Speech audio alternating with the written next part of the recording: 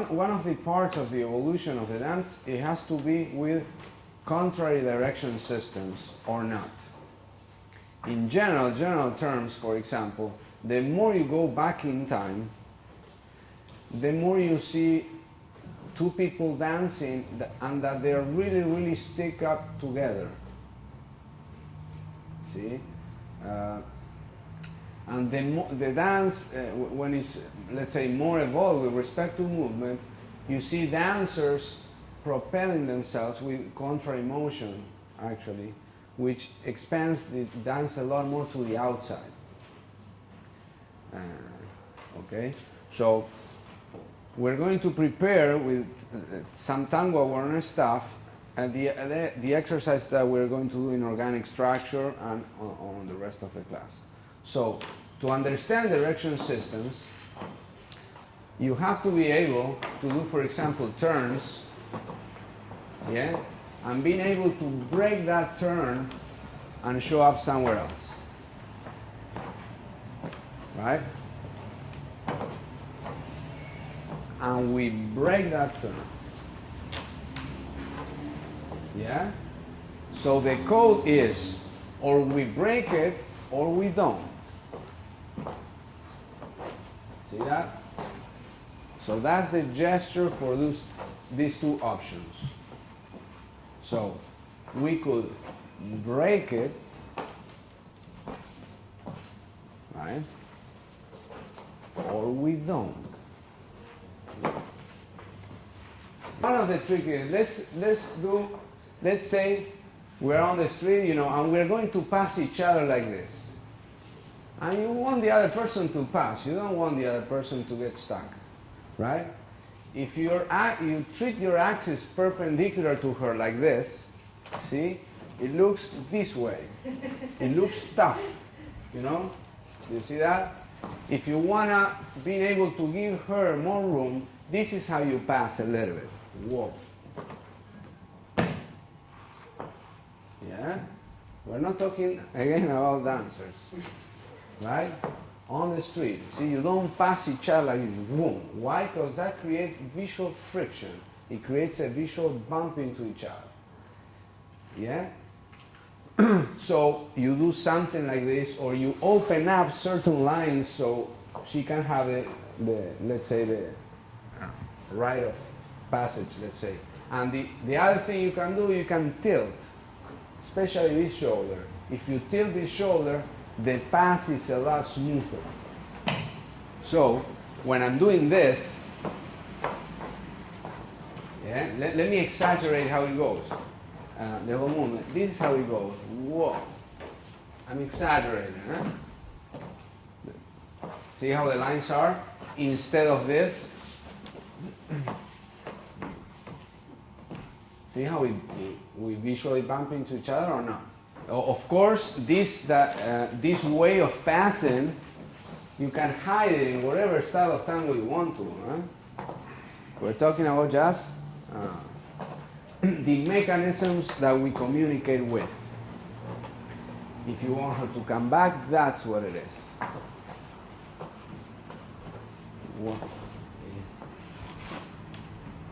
Yeah?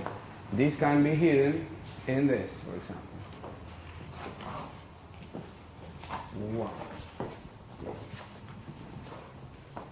Yeah? So that's why it looks soft. Yo me paso pero una vez que pasó esto ya está. ¿Ves? Sin que presiones, sin que vos dirijas así y hagas así, ¿verdad?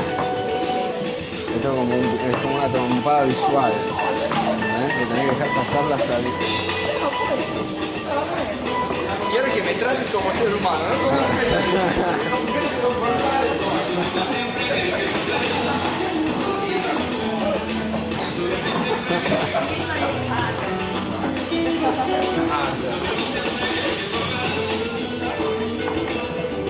But the other one that. So now that this thing is starting to, now that it's started to work for everybody, this pass or not pass, with some normal few mistakes here and there, right? Which are good, because this is, like a laboratory, and we are experimenting to see if things work or don't work or whatever.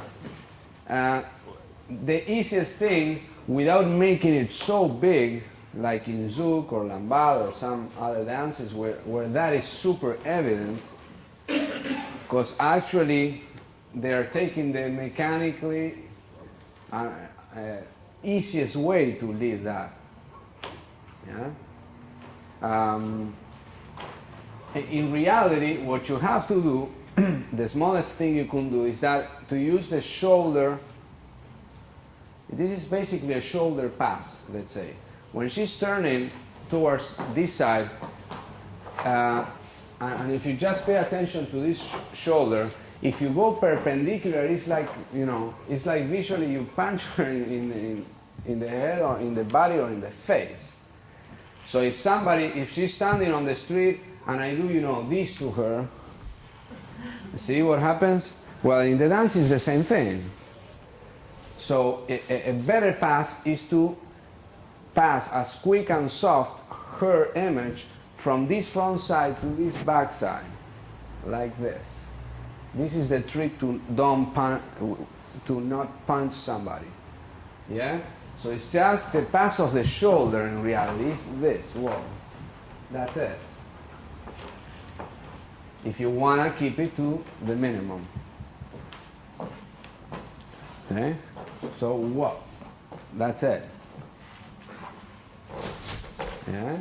Instead of the whole thing like this, which I would try it anyway, a couple of times, because it's a great way to learn what is easiest for us as human beings. So then once you have it, little by little, you can control it and make it smaller and smaller and smaller, until for most people, the technique will be unnoticeable. Yeah? Of course, to people that don't understand this technique I'm talking about, they will perceive that it's softer, the pass, but they won't know exactly why and how. In the voleo, for example, that we were practicing, the major core problem you had is that the follower didn't really want to go full way. She was restraining movement, and you as a leader also were restraining movement by doing this to the inside. So as you can see, the core problem, it was that it was not free contrary motion to generate movement. Yeah? So that was the gancho, and for example, for the voleo, see, this is the direction she's going, boom, and I'm going opposite. And the nice thing is that she's really going freely into that space and into that direction, and I'm going really against it. That's why we can move a lot, with the biggest range you've seen so far, with very little effort. Let's renew the exercise by doing this. Sacada, sacada. Remember this one? Sacada, sacada. Front cross open. Sacada, sacada. Sacada, sacada.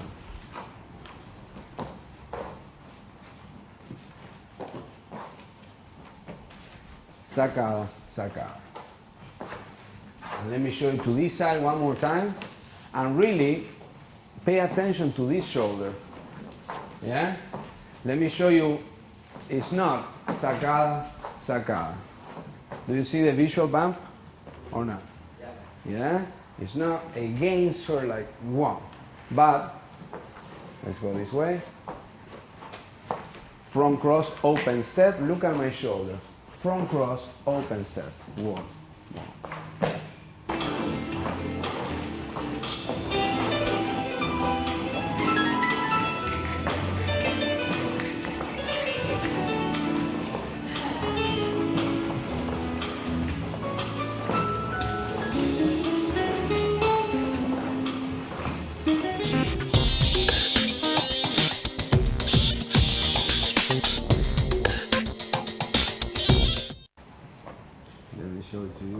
One more time.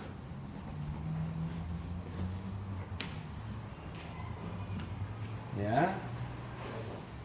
Let me show you actually towards this side, so if you can see what's up with my line of balance. If you can all get kind of here so you can watch me like this. Yeah? So I'll show you my line of balance. See, this is how it goes. Whoa.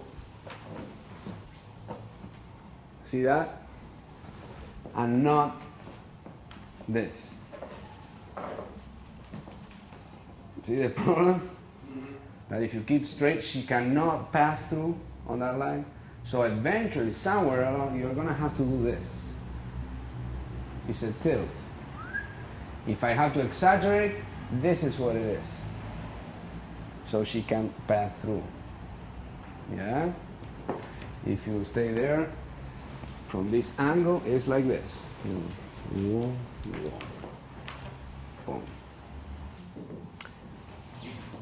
Let's try this. Okay? It's going to be the same sequence, but to the other side. Yeah? So you're going to be walking again, back. You're going to make a base on your right leg for this beginning of a turn or supposed turn. This is your next step. So you know already what to do with lines and stuff and blah, blah, blah. So this is your gancho, your way out, and this is how you walk out. Hopefully, standing up.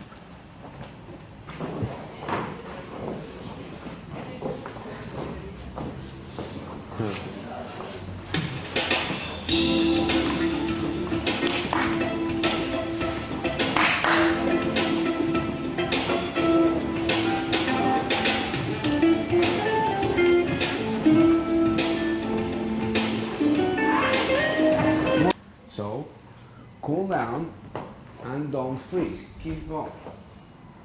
Let me do it one more time.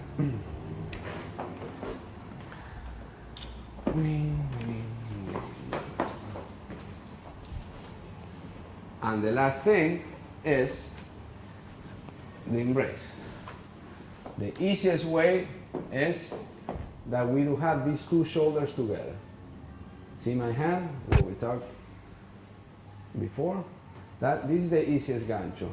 You could do the same gancho also like this. But, you know, I don't like to work this much. So this is what I do. Whoa.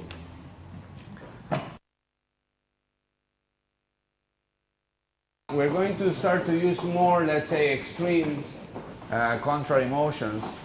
And one of the, let's say, let's take a classical subject like this one, for example.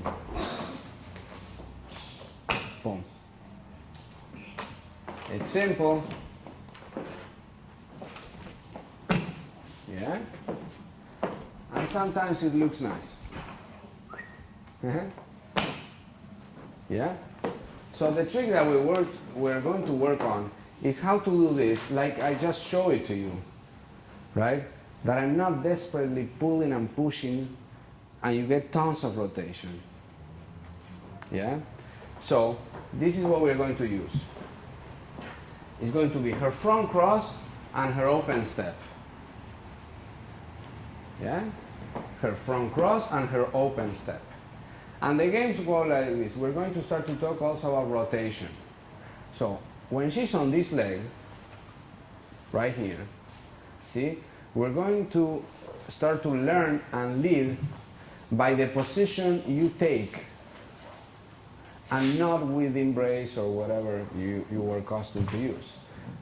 And if you're leading with the position you take, that means that if this axis, let's exaggerate it, if you really go deep and around, with one step you can rotate a lot. In this case, counterclockwise. Yes? Do we agree on this one? If I really charge weight and I go for it with just this one step, I'm going to rotate all of this. and I go. Okay? So, one more time. This is the step, this is the axis. So that means that if you step here, you're going to rotate a lot. A lot. If you step here, you're going to rotate less. Less. Less. And right here will kick you out of the class if you step here. So, it's up to you. Yeah? Okay. So for now, I'm using my right leg the deepest I can. And then I go. Let me show you how we're going to be looking for this hanging or sharing axis or whatever you might prefer to call it. And this is what we are going to do. You're going to put your foot there, and she's going to pass as if nothing had happened. Yeah?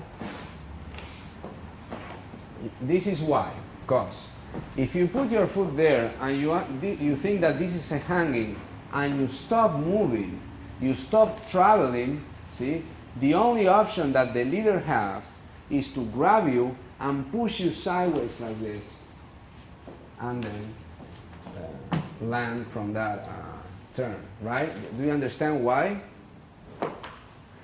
Forget about that, you know, she's a follower. If you have a bag, you know, a heavy bag, and the bag like this and stops right there, and then you have to turn, well, you will have to grab that weight and re-push it and then rotate, because that weight had stopped. That's why, think about it, when some followers, when they perceive that there's going to be a hanging, what they do is this, you know, and they stop. And that's why they get banged every time, because, you know, we need motion, we don't need stops, actually. Okay? So it's essential that for both, for the lead and follow, you are leading this next step. You are leading this next step. And then, after you lead that next step, you go against it. See? So we are rotating by contrary motions and not by a sideways punch. Yeah, do you see it? Yeah. Let me show you this. How actually, when did we learn to do this contrary motion? And it's very interesting also because this stuff, for example, this sequence, like this, whoa, I discovered it with her, actually. Yeah? So it's a very interesting thing. So the game is, we're not going to try this, but it's nice that you have it recording and everything. As you can think, this was the axis. In this case, we're taking it with our right leg. Okay? But it could be taken with your right leg, it could be taken with your left front, or it could be taken with your left back like this, like what I'm just doing. And guess what? If you are like this and she stops, do you think that you can turn? Huh? Do you think so? Yeah? If she stops, man, you cannot grab her and force her to rotate from here.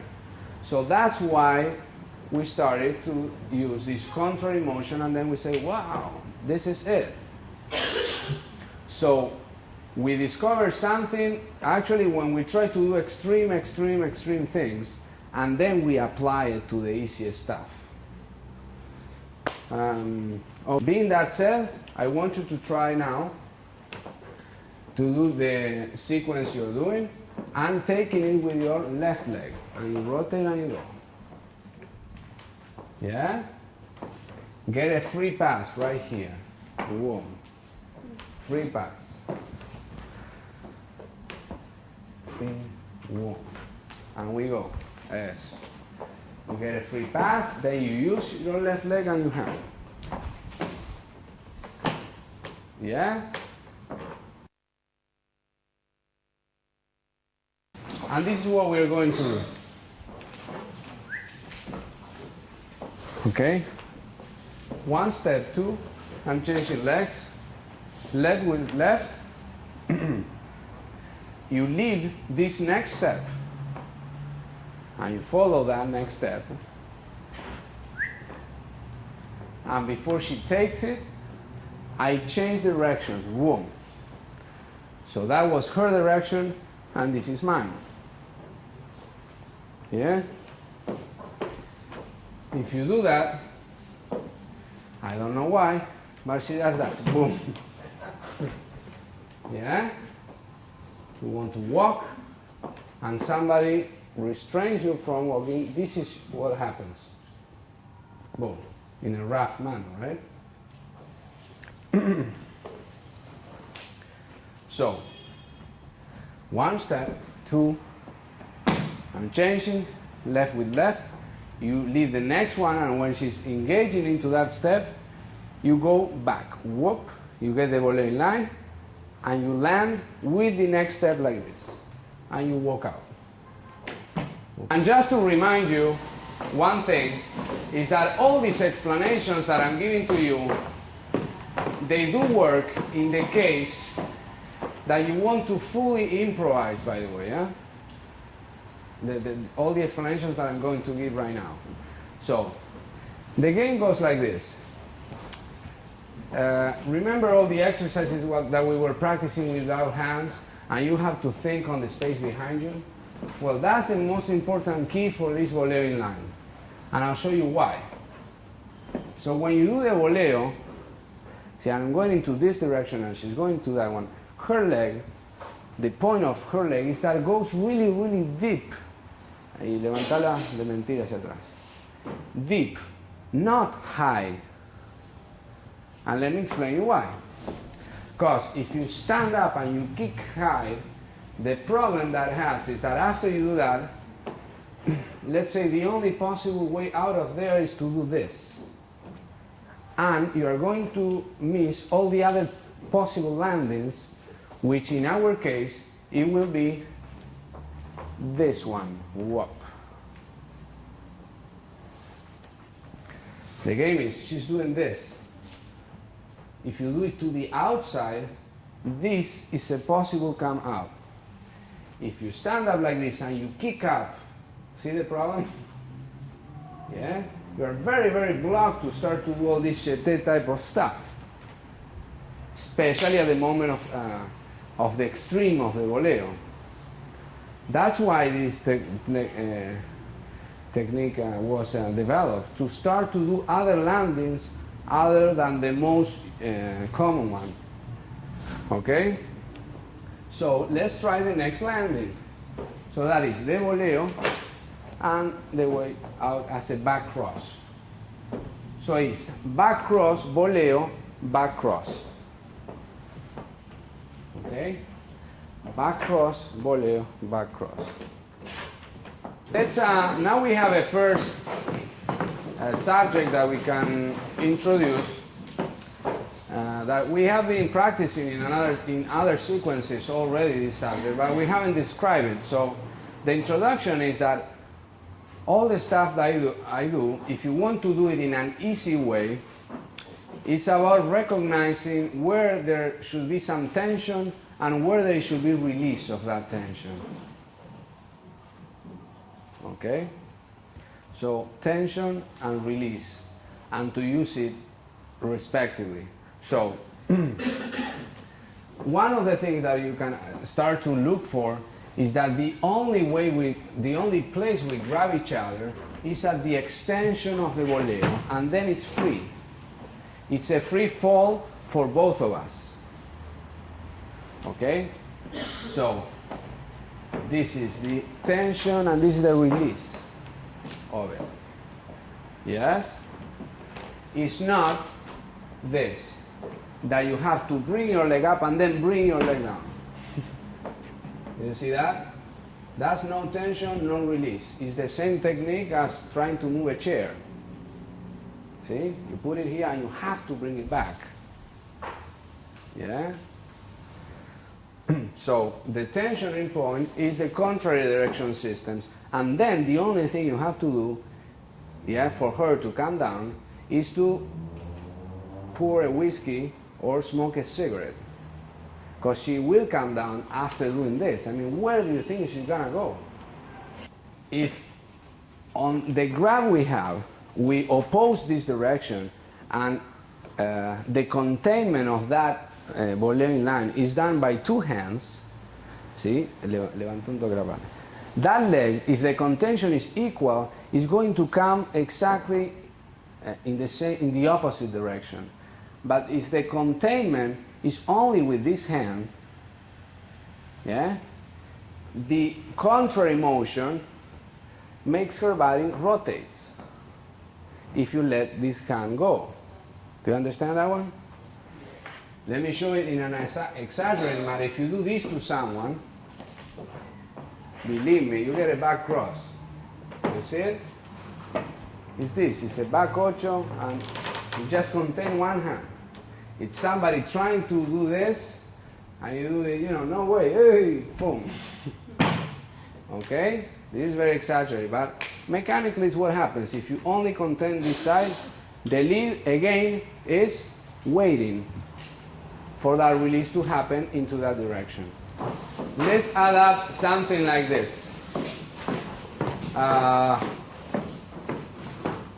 Okay, so this is what we're going to do. This Boolean line and this gancho. Okay? Be careful with this gancho because we have lost a lot of dancers. Okay? Whoa, whoa. Yeah? Do you know why we have lost a lot of dancers? That's the Boolean line. This is going to be the turn thing and blah, blah, blah. So her next step is into this direction, and if you oppose that, sometimes you get a gancho. And you walk out. Yeah? What is that? Por ejemplo. Por ejemplo. Yeah. So, vamos una vez más. Boom. I oppose the direction. She's going there. I'm going the opposite way. My piece of advice is that you get closer to her and not far away like this. Yeah? So, be careful with your family jewels. One more time. Whoa, guapa. After you do your Boolean line, and you do the gancho, this gancho, what I'm looking for is to not interfere with this shoulder. In this direction will be like this, see? All the position that I'm taking is just so I don't block this shoulder. See this? This is a very exaggerated form, but it will be the easiest for her. If you start to pump up like this and put yourself against her like this, see what happens with her shoulder? So most of the time you're going to get kicked on this leg because you are stopping her rotation from being normal. If we can call this position to be normal. Right? See what's up? And the other thing you can do is that this. Whoop. See that? I'm putting my whole body so I don't stress this one right here. Yeah? Around. Not like this. And even, let's to say, in both legs like this. Hey. Poor Pierre. Yeah? Can we try that one? The thing is, this is very nice for me to show you because she's smaller than me. So it's trickier for her to let pass this shoulder, and for me, I really have to accommodate perfectly. If she was taller than me, this gets to be a lot easier. Yeah? So all these positions depends on who you're dancing with and how much flexibility both of you have. This is just to show you why in this dance to talk about fixed positions, it's really ridiculous. It has zero sense. Because once you change partners, especially height-wise or ability-wise, the whole game changed anyway. Yeah? So what we are talking about is how you can start to look for positions with anybody you dance with.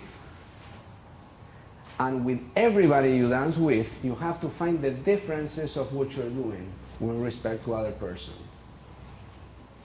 Yeah?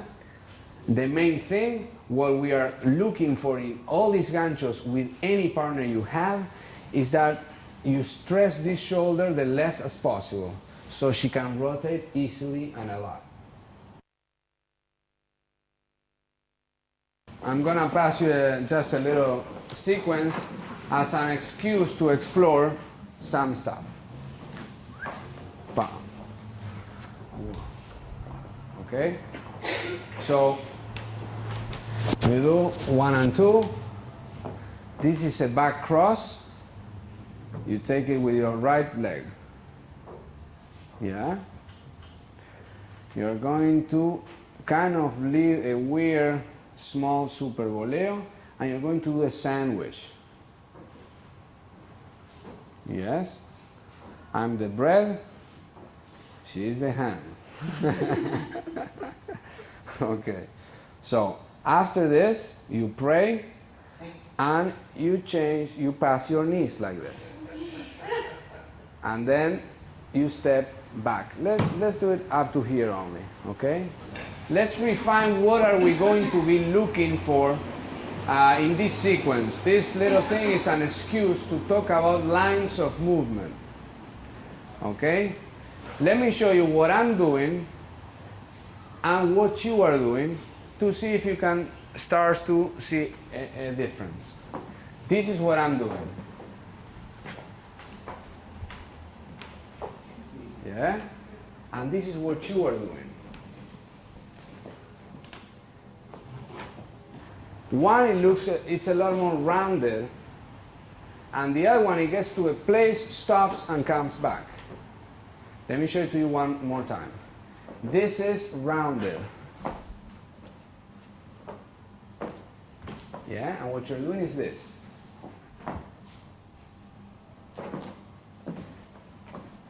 Yeah? And it's the same sequence, right? Okay. In one, if we take her roll out, in one, I'm doing this. Regardless of the steps, I'm going around. And the other one, I'm doing this. One line. This is a back cross, and I'm past, this is her line of movement. She just moved her head from here to here. This is her line. And my line, it goes across. So my pass is across. Whoa. The other one is not across. This back, you're doing into this direction, and you're going with her like this. Whoa. Which in this case happens to be very difficult to not bump with her knees if you do that. Do you see the difference? Yes. Everybody? Okay. So try this new option. Create a line and pass sideways. So you get in sideways. We're hanging sideways like this. Yeah? So we are sideways, and the only thing we want to pass with respect to each other is her knee, with respect to my knee, and that's it. When this pass is done, the rest of it is a piece of cake. So we're doing this, sideways, and this. And I don't know if you can see it, what I'm doing for this hanging. Technically, it's called a butt movement. See my butt? Eh? Has nothing to do with this. No? Nothing to do. It could be, but that's not what I'm doing. Huh? So we are hanging like this. Whee! So, eso, y eso. Sideways, you just pass your knee, and when you pass your knee, you are free. And then you walk. We're going to use this movement to do the stuff I just showed you. This is what it is. Open step, front cross, back sacada, back cross, home free. It's a very simple movement, but it's very interesting in one sense, and that is one step, two steps, you leave your right foot in between hers. So this is the center of the turn, okay? This is an open step, a regular one. This is a barrida on her front cross. Now you turn and you do a back sacada on her next open step. Yeah? And that's where you're going to have to change the embrace. This is again the normal embrace with a back cross in front of her, home free. So, when she's taking this step, yeah, and the sweep, that already, it should contain the energy, yeah, or the, more than the energy, what I want to say, it should contain your rotation for the sacada already. So you do this, walk. Do you see it? So the step is what to take in advantage to rotate. The opposite is actually what you're doing, which is very, very difficult to do. That is, you take a step, you take the barrida, you stop, and then, man, how are you gonna rotate? Well, the only chance you have is to grab the floor, track it, and do this thing, which is not what I'm doing. Let me give you an example so you can see, even in individual dance, to take a step, to stop, and to rotate, it's a lot harder than thinking that while you're going to the step, you have to rotate like that. Let me show you, by the way, now that we know that we're stepping and we're using that synergy to rotate, and we're thinking that it's a simultaneous thing. On top of that, let's talk about which one is the best way to get out of the back sacada for the followers. Boom. See, the safest, fastest way to get out of here is to rotate. And I'm always, by the way, all these classes I'm talking about leading and following the whole time. Huh? So we are rotating so much that she can put her knees together and walk out. Yes, do you see this? Well, what I just explained, of course, some people think that it's a dance technique. Wow, I have to rotate and then do this? Wow, it's a dance technique. Well, guess what? If you're walking by yourself, see, and you have to turn by yourself, nobody does this, huh? Yeah? We don't do this, human beings. We do this. We rotate and we walk. Yeah? So what you have to do, actually, it was there already. As what normal walk produces. Normal walk, which is very, very efficient, what it produces is that you start to move your legs from your hips and from your body. So you rotate first, and it's very easy to move your leg.